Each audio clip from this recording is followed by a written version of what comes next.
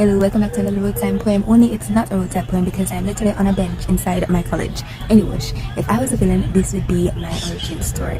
I was always minding my business, skinny as can be and constantly being called anemic. I was like, bruh, people, leave me alone. I was not a believer. I assumed I was healthy as can be. However, my migraines, my chest pain, they'd be like, no you ain't, girly. I was insistent though. So instead of going to the doctor, I went to blood back because, you know, they only take your blood if you can afford to lose some, you know? I was wrong. They gave me 3 weeks. Get your iron up and maybe we'll consider taking some. But 3 weeks comes and they be like, no bro. My alarm just went off, yo.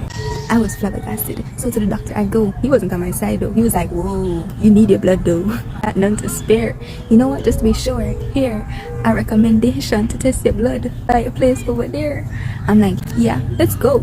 I was keeping doodling happy, sure that there was nothing wrong with me. Stop to look at the recommendation though.